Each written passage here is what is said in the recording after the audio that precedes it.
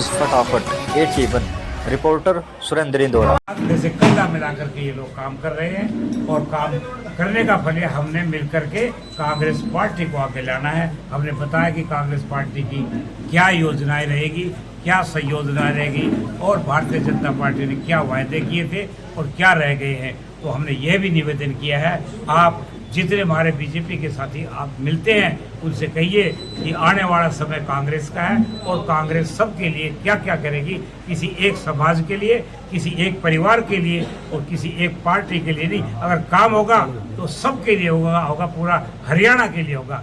ये हमने लोगों को आश्वासन किया है और मैं इन कार्यकर्ताओं को, परिवार के सदस्यों को जो आज आए हैं उनको सबको ये कहा है, आप मेरे परिवार के सदस्य हैं, हम आपका आपस में मान और सम्मान आपका बरकरार रखेंगे और जितना काम होगा हम मिलकर के हर काम में बढ़ चढ़कर आपके लिए, चाहे मुख्यमंत्री पे जाएं, कहीं भी जब इस कार्यों में आगे से आगे बढ़कर कार्य करेंगे। और मैं जो आए हुए हैं उनका आपने धन्यवाद। प्रदेश में कितनी सीट आने का? प्रदेश में कांग्रेस की सरकार सत्ता में आएगी, निश्चित रूप से सत्ता में आएगी और सीट तो 60 से ऊपर तो है ही है और 2-4 दिन में और गिनती क्लियर हो जाएगी। इसलिए स्पष्ट रूप से बहुमत आएगा, कांग्रेस की सरकार आप बनेगी।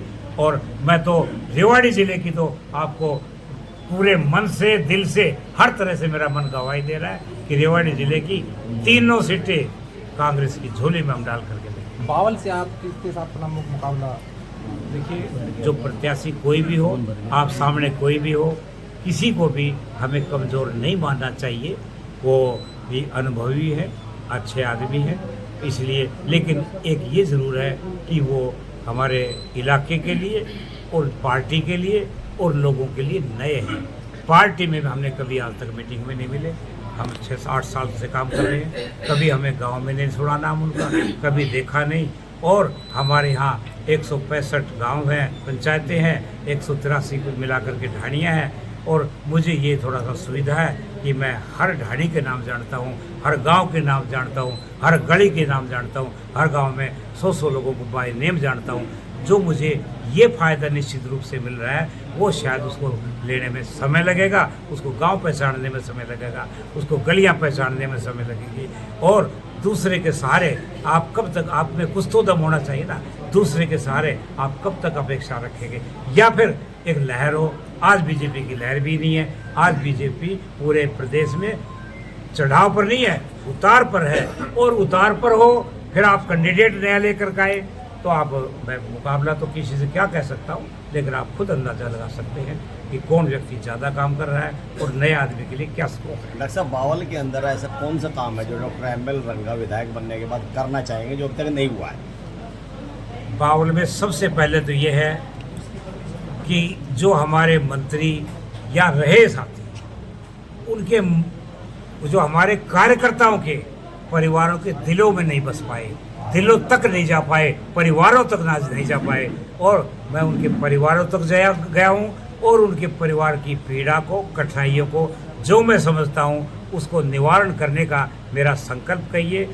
जैसा कि वहाँ कोई अच्छे अस्पताल की कोई सुविधा नहीं है, आज छोटा अस्पताल है, पोस्टमार्टम भी ढंग से नहीं होता। आप जाइए हॉस्पिटल में, मेन वार्ड में तो मोर्चरी का रास्ता खुलता है, जहाँ डेड बॉडी लाई जाती है और खून टपकता रहता है, जहाँ पोस्टमार्टम कटी हुई बॉडियाँ लेकर के जाते हैं और वही मरीज अकेले। क्या उसका पोस्ट मोर्चरी का जो मुंह है सड़क की ओर नहीं खोला जा सकता?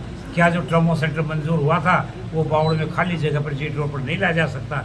क्या वहाँ कूड़ादान बनाया हुआ है जिसमें गाँव के 12 गांव जो है आज बीमारियों के से ग्रस्त हो रहे हैं और माड़े सर तक का कूड़ा वहाँ ला करके डाला जा रहा है? क्या लोगों के दिमाग में नहीं है? लोग बीमारी नहीं फैल रही है? क्या ये लोग नहीं समझ पाए करोड़ों रुपये की लागत से जो बस स्टैंड बन करके आज गाय ठहरी हुई है, आज वहाँ पर पशु उतर रहे हैं, चोरी करके वह धन पैसा लूटते हैं, रात विश्राम करते हैं। आज पर एक भी बस 4 साल में नहीं चली है। पुरानी जगह थी, वहाँ सिटी बस स्टैंड की जरूरत है, कम से कम लोकल बस तो चले। जो 10 साल से बावड़ चंडीगढ़ जो बस जाती थी वो बस जाने से हर आदमी को फायदा था, अब वो 10 साल से बंद है। वो दोबारा क्यों नहीं चलाई गई, किस वजह से बंद की गई? ये लोग विचार करते हैं, ये लोग विचार सोचते हैं। अच्छे काम के लिए कई गाड़ियों का ठहराव नहीं है, ये सब विचारणीय विषय है। कोई तकनीकी संस्था नहीं है। आपके जब 400 MLCs काम कर रही है, तो एक भी पॉलिटेक्निक आपके यहाँ नहीं है, एक भी ITI बावड़ में नहीं है। तो क्यों नहीं है? कोई इलाकियाँ छूते रह गए। आपका ये जो जड़सर बेल्ट है पूरी ऐसी रह गई, आपका दूसरा मंगलेश्वर बेल्ट रह गई, और ख़ास तौर से हमारे कुंड में जहाँ लड़कियों का कॉलेज होना चाहिए वो वंचित है। हमें समय मिला तो ये मेरे दिमाग में है और ये कार्य मैं करने के लिए पूरा प्रयास करूँगा। जसपा प्रत्याशी ने जो है नॉमिनेशन आज वापस लिया है, क्या कहेंगे? देखिए, वो तो उनका अपना निजी फैसला था, और उनके बारे में निजी फैसला जो लेता है वो कम से कम ना तो कांग्रेस पार्टी वाले से पूछ कर लेगा, ना बीजेपी वाले से। उनका अपना निर्णय है, क्या परिस्थितियों में हुआ है इसके विषय में कोई टिप्पणी आपको करना